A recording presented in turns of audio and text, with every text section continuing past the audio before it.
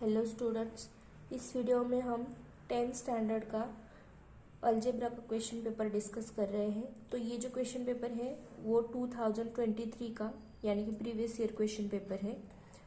ठीक है, Maharashtra state board का ये क्वेश्चन पेपर है। इसमें मैंने जो क्वेश्चन 2A तक जो पार्ट है वो पहले ही एक वीडियो में डिस्कस किया है, जो चैनल पे अपलोड किया गया है। आप वो देख लो पहले, उसके बाद आप ये वीडियो देखो। तो अगर आप ये जो वीडियोस देखते हो या फिर इस टाइप के जो क्वेश्चन पेपर है आपके प्रीवियस ईयर क्वेश्चन पेपर अच्छे से डिस्कस करते हो या फिर अच्छे से रिवाइज करते हो, प्रैक्टिस करते हो, तो आपको इसका बहुत ज़्यादा फ़ायदा होने वाला है आपके एग्ज़ाम में। तो आप वीडियो ना भी देखो तो भी आप खुद से मतलब सेल्फ स्टडी में ये जो क्वेश्चन पेपर है रिवाइज ज़रूर करना, इसकी प्रैक्टिस ज़रूर करना। ठीक है, तो जो क्वेश्चन बी है हम डिस्कस करेंगे। क्या है, सॉल्व द फॉलोइंग सब क्वेश्चंस एनी 4 बोला है। फर्स्ट क्वेश्चन क्या है, solve the following simultaneous equation x + y = 4 and 2x - y = 2।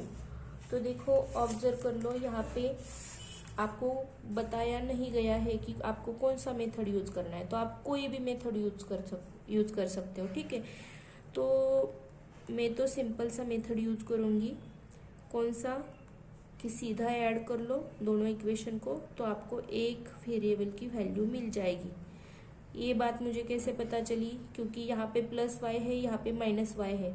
अगर मैं दोनों इक्वेशन को ऐड करती हूँ तो ये +y और -y कैंसिल हो जाएगा। ठीक है,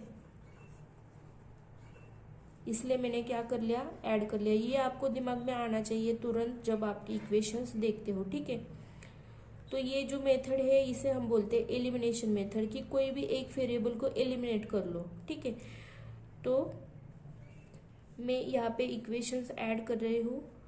x + y = 4, 2x - y = 2। दोनों इक्वेशन ऐड कर लो, क्या हो जाएगा, x + 2x = 3x। अब ये +y - y क्या हो जाएगा, कैंसिल, तो मैं नहीं लिखूंगी इसको। और ये 4 + 2 कितना होगा, 6। तो 3x = 6 आ गया है। तो x की वैल्यू निकालनी है, तो क्या करेंगे, 3 को इस साइड लेके जाएंगे तो 3 क्या करेगा, डिवाइड करेगा।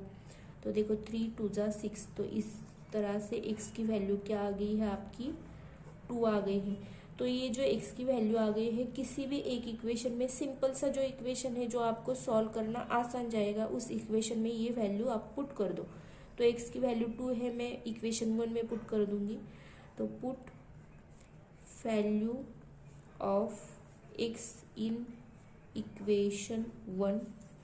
तो देखो x + y = 4, ये है आपका इक्वेशन 1। तो यहाँ पे x की वैल्यू लिख लेती हूँ मैं, 2 + y = 4 आ जाएगा।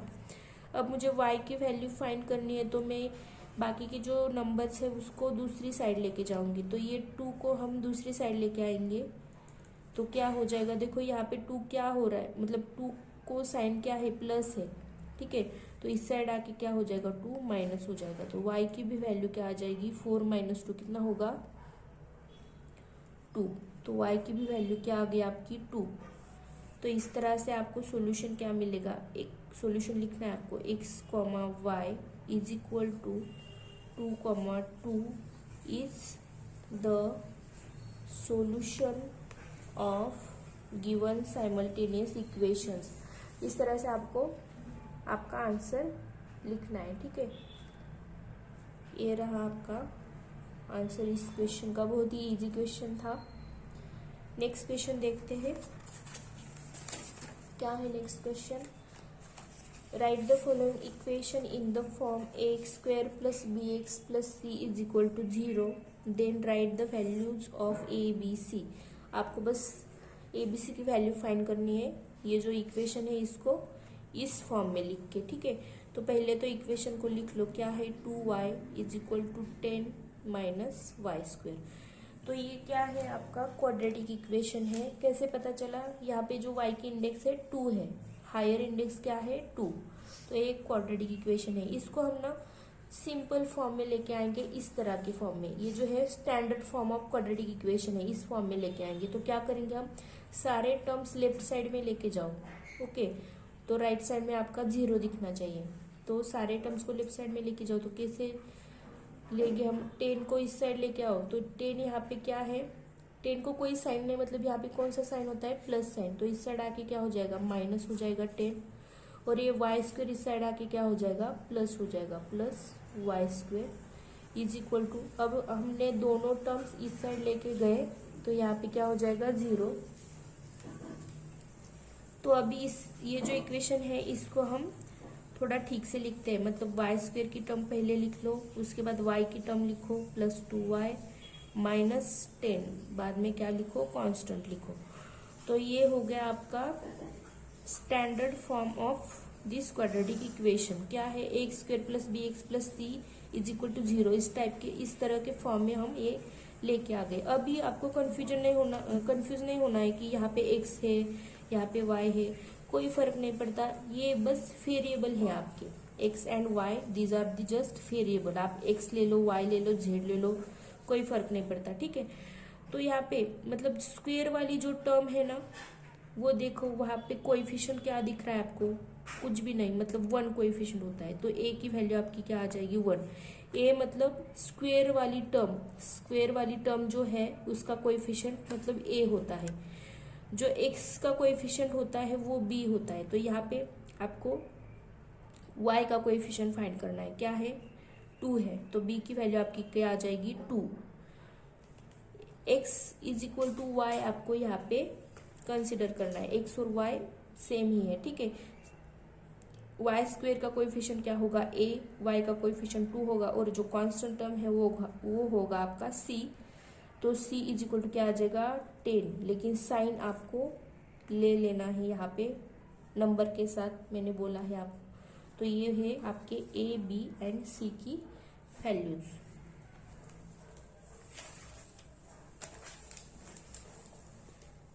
थर्ड क्वेश्चन है, write and arithmetic progression, first term is a is equal to 10 and common difference d is equal to 5। तो हम कैसे लिखते हैं arithmetic progression in simple way? तो मतलब अगर a इज आपका फर्स्ट टर्म है तो नेक्स्ट टर्म क्या आ जाएगा, a प्लस डी, उसके बाद वाला टर्म आज क्या आ जाएगा, a प्लस 2d, उसके बाद का टर्म a प्लस 3d। इस तरह से आप टर्म लिख सकते हो, ठीक है।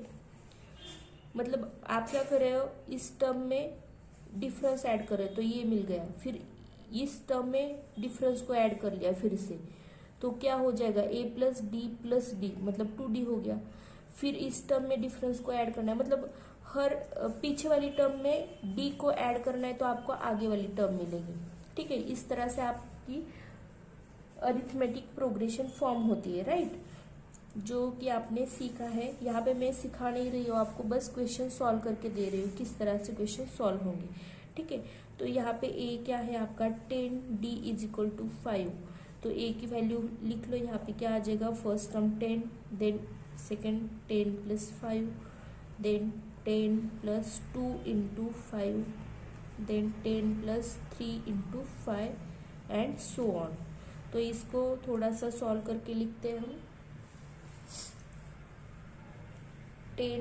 10 plus 5 is 15, then 10 plus 2 into 5 कितना होता है, 2 इंटू 5, 5 2 जा 10, और 10 प्लस 10 कितना होगा 20, देन 5 3 जा कितना होगा, 5 3 जा 15, और 15 प्लस 10 इज 25। इस तरह से आपको आपका अरिथमेटिक प्रोग्रेशन मिल जाएगा। तो देखो थोड़ा सा ऑब्जर्व कर लो, क्या दिख रहा है आपको, दो जो टर्म्स है 10 15 लिया तो डिफरेंस 5 का दिख रहा है, 15 20 लिया तो डिफरेंस 5 का है, 20 एंड 25 लिया तो यहाँ पे भी डिफरेंस 5 का है। तो इस तरह से आप 5 का डिफरेंस देख सकते हो यहाँ पे, तो ये आपका अरिथमेटिक प्रोग्रेशन बन जाएगा। फोर्थ क्वेश्चन देखो, courier service agent charge total 590 to courier a parcel from Nashik to Nagpur. कितना चार्ज किया है, 590। In the tax invoice taxable value is 500, on which C GST is 45 and S GST is 45। Find the rate of GST charge for this service बोला है। तो देखो GST का rate find करना है, तो हमें पहले तो क्या करना पड़ेगा, टोटल GST कितना है फाइंड करना पड़ेगा। तो टोटल GST कितना है, तो यहाँ पे देखो CGST प्लस हमें क्या करना पड़ेगा SGST, तो हमें क्या मिल जाएगा टोटल GST आपका जो है। तो CGST है 45, SGST भी आपका क्या है 45, तो ये टोटल हो गया 90। तो GST कितना हो गया 90 रुपीज। ठीक है, अब यहाँ पे क्या बोला है taxable value is 500। Taxable value मतलब जिस अमाउंट पे टैक्स लगा है आपका, ये GST जिस अमाउंट पे लगा है वो क्या है 500 रुपीज। तो आपको क्या करना है परसेंटेज रेट यानी कि आपको कितना, ये जो GST है ये कितना परसेंट है आपके टैक्सेबल वैल्यू के, ये आपको फाइंड करना है, रेट फाइंड करना है ना आपको। तो कैसे फाइंड करते हैं हम, जो ये GST की वैल्यू है वो लिखो, किस अमाउंट पे GST लगाया है वो लिखो डिनोमिनेटर में, इनटू 100 कर लो। ठीक है, क्या किया हमने रेट फाइंड करने के लिए, आपका GST का amount divided by taxable amount into 100। Okay, ये आपने फॉर्मूला यहाँ पे यूज कर लिया। तो ये आपको अब सॉल्व करना है, क्या होगा देखो 4 0 0 कैंसिल हो गया, यहाँ पे क्या हो जाएगा 5 1 जा 5 बचे 4 4 पे 0 आ गया 40 हो गया, तो 5 8 जा 40। तो ये जो कैलकुलेशन करके आपका रेट क्या आ जाएगा 18%। तो ये होगा आपका आंसर। ठीक है, फिर से एक बार एक्सप्लेन करती हूँ क्या करना है आपको, रेट ऑफ GST फाइंड करना है। तो आप पहले तो आपको टोटल GST फाइंड करना पड़ेगा कितना है। तो यहाँ पे CGST अलग दिया है, SGST अलग दिया है, तो GST क्या होगा आपको क्या करना पड़ेगा CGST प्लस SGST, टोटल आ गया 90 रुपीज।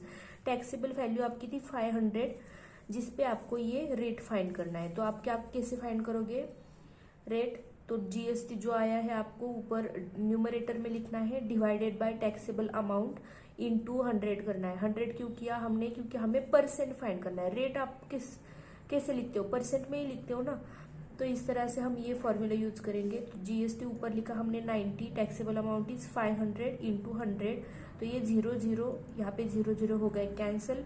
5 से अगर 90 को आप डिवाइड करोगे तो क्या वैल्यू आ जाएगी 18, तो आपका रेट क्या आ गया है यहाँ पे 18%।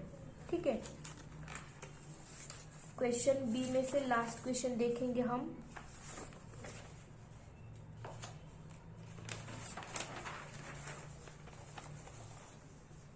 ये देखो क्या बोला है यहाँ पे, observe the following table and find mean बोला है। ठीक है, अज्यूम मीन दिया है आपको a इज इक्वल टू 300। आपको पूरी जानकारी यहाँ पे दी गई है, पूरा सॉल्व करके दिया है। जो ये हम XI की वैल्यू फाइंड करते हैं, मतलब आपका क्लास मार्क, जब आपका क्लास का रेंज दिया होता है आपको, मतलब लोअर लिमिट से हायर लिमिट, तो आपको मीन फाइंड करते टाइम क्लास मार्क फाइंड करना होता है। यानी कि इसका मिड पॉइंट 200 और 240 में मिड पॉइंट क्या होगा 220। तो इस तरह से हम क्या करते हैं क्लास मार्क फाइंड करते हैं। तो ये इस तरह से दिया गया है आपको क्लास मार्क फाइंड करके। जो मीन की वैल्यू क्या दी है आपको 300। ठीक है, तो अब आप DI फाइंड करोगे कैसे, XI माइनस A करना है। XI मतलब ये वैल्यू माइनस A यानी कि 300 को माइनस करना है। तो 220 माइनस 300 करोगे तो माइनस 80 आ जाएगा। 260 माइनस 300 करोगे तो माइनस 40 आ जाएगा। उसके बाद 300 माइनस 300 करोगे तो 0 आ जाएगा। देन 340 माइनस 300 करोगे तो 40 आ जाएगा। एंड 380 माइनस 300 करोगे तो 80 आ जाएगा। क्या किया है मैंने, ये किया है यहाँ पे। ओके, XI माइनस A की वैल्यू 300 करके ये वैल्यूज मिल गई मुझे। उसके बाद फ्रीक्वेंसी दी गई है FI 5 10 15 12 18। फ्रीक्वेंसी इंटू डेविएशन करना है हमें। DI यानी कि डेविएशन है ना, तो फ्रीक्वेंसी इंटू डेविएशन मतलब FI DI की वैल्यू फाइंड करनी है। तो हम क्या कर रहे हैं, मल्टीप्लाई कर रहे हैं किसको, FI एंड DI, इन दोनों को मल्टीप्लाई कर रहे हैं। तो देखो 5 8 जा 40 होता है, तो ये क्या हो जाएगा -400। इनका मल्टीप्लीकेशन -400, देन ये 0 40 इंटू 12 480 80 इंटू 8 640। अब हमें क्या करना है, summation of FI 50 summation of F I D I is 320। ये हमें करना नहीं है, सॉरी, ये दिया गया है, लेकिन मैंने एक प्रोसेस बताई। अगर आपको बस क्लास और फ्रीक्वेंसी दी जाए आपको और बोला जाए कि मीन फाइंड करो, तो आपको क्या क्या करना पड़ता है? फाइंड क्लास मार्क फाइंड करना पड़ता है, उसके बाद डेविएशन फाइंड करना पड़ता है, उसके बाद F I D I multiplication find करना पड़ता है, then summation of F I find करना होता है, summation of F I D I find करना होता है, ठीक है। उसके बाद मीन का फॉर्मूला आपको याद होना चाहिए। क्या होता है मीन का formula? Mean that is X bar is equal to A plus summation of F I D I divided by summation of F I. A is assumed mean, summation of F I D I is 320, summation of F I is 50। हम बस यहाँ पे values put कर लेंगे। ए की value है 300 plus ये जो है वैल्यू 320 डिवाइडेड बाय ये वैल्यू क्या है आपकी 50।